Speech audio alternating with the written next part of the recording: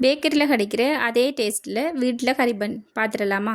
50 gram கோதுமை மாவில் 1 teaspoon east, 2 teaspoon சீனி, உப்பு, தண்ணி, முட்டை, 50 ml ஆயில் சேர்த்து நல்லா கைகளால் கலந்துட்டு அதில் 40 கிராம் மில்க் பவுடரும் தண்ணி சேர்த்து வார்ம் வாட்டர் சேர்த்து நல்லா கல் மாதிரி நல்லா பிசைந்து ஒரு பெரிய போல் சைஸில் உருட்டி ஒரு 2 மணி நேரம் அதை அப்படியே வைத்திடலாம். இப்போ 2 மணி நேரத்துக்கு பிறகு நம்ம எந்த சைஸில் பன் செய்ய போகிறோமோ அதே சைஸில் நல்லா பிசைந்து உருளை பிடித்து ஒரு கிச்சன் டவலால் மூடி போட்டு 1/2 மணி நேரத்துக்கு ரெஸ்ட்டில் விட்டுறலாம். இப்போ இதுக்குரிய ஸ்டஃபிங் ரெடி பண்ணிடலாம். அதற்காக அடுப்பில் ஒரு சட்டி வைத்து தேவைக்கேற்ப எண்ணெய் சேர்த்து நம்ம சிக்கனை பொரித்து எடுத்துடலாம். இப்போ பொரித்த எண்ணெயிலேயே 2 வெங்காயத்தை கட் பண்ணி இதே மாதிரி வதக்கி விட்டுக்கொள்கிறேன். வதக்கும் போது கல்லுப்பு சேர்த்துக்கொள்கிறேன்.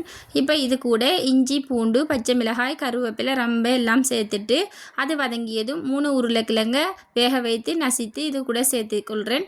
இப்போ இதில் சிக்கனையுமே சேர்த்து நல்லா பிரட்டி விட்டால் கறி ரெடி ஆயிரும். பண்ணுக்குரிய உருளைகளை சப்பாத்தி கட்டையால் உருட்டி விட்டு ஓரங்களில் கத்தியால் கீறு போட்டு தேவைக்கேற்ப கறி வைத்து இதே மாதிரி உருட்டி எடுத்திங்கன்னா பன் ரெடி ஆயிரும். இதை 200 பாகை செல்சியஸுக்கு 20 நிமிடம் ஓவனில் பேக் பண்ணி எடுத்திங்கன்னா உங்களுக்கு கறி பன் பெர்ஃபெக்டாக ரெடி ஆயிரும். இதற்காக நான் முட்டையில் எக் ப்ரஷ் பண்ணியிருக்கிறேன். நீங்களும் இதே மாதிரி செய்து எடுத்தீங்கன்னு சொன்னால் பார்க்குறதுக்கு நல்லா கலர்ஃபுல்லாக சைனிங்காக இருக்கும்.